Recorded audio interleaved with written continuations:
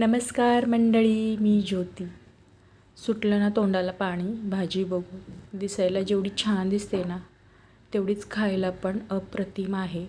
करायला तर अजून सोपी आहे. ना कसलं वाटण आहे, ना कसली कांदा टोमॅटो. अगदी सोपी अशी रेसिपी आहे. अगदी तुमच्या घरातली लहान मुलं बनवतील एवढी सोपी आहे.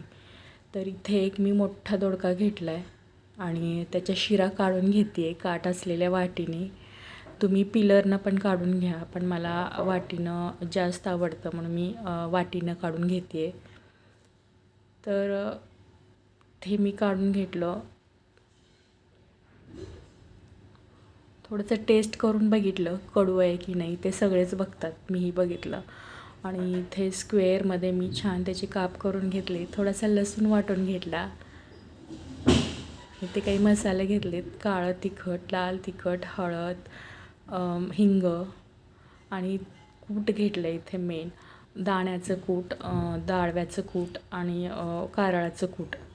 तर एक पॅन घेतला. पॅनमध्ये थोडंसं तेल घेतलं. त्याच्यामध्ये जिरी मोहरी, हिंग, कढीपत्ता आणि वाटलेला लसूण छान परतून घेतलं. जे आपण मसाले घेतले होते ते टाकले आणि आपण जे दोडक्याचे काप केले होते तेही टाकलं. मीठ टाकलं आणि छान परतून घेतलं.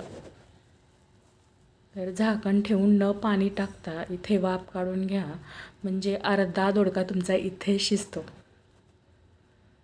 तर आपला दोडका शिजून झाला आहे. मी जे दाण्याचे कूट सांगितले होते ते सगळे टाकले त्याच्यामध्ये. छान परत परतून घेतलं. गरम पाणी टाकलं. छान गरम पाणी टाकलं तर तुमची छान तर्रीदार अशी रस्सा भाजी तयार होते. एक उकळी काढा, झाकण ठेवा, परत उकळी काढा. बघा किती छान तर्री आली आहे ना. तर इथे शिजलेत की नाही चेक करा.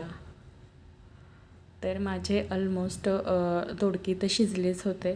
तर छान कोथिंबीर टाकली आणि सर्व करायला घेतली.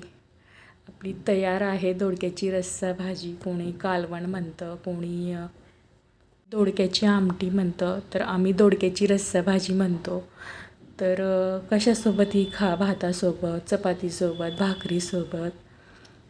तर मी भाकरीसोबत खाल्ली. तर मंडळी कशी वाटली ही झटपट अशी दोडक्याची भाजी मला कमेंट करून नक्की सांगा. आणि माझे व्हिडिओ आवडत असतील तर प्लीज लाईक करा, शेअर करा, सबस्क्राईब करा. चलो बाय.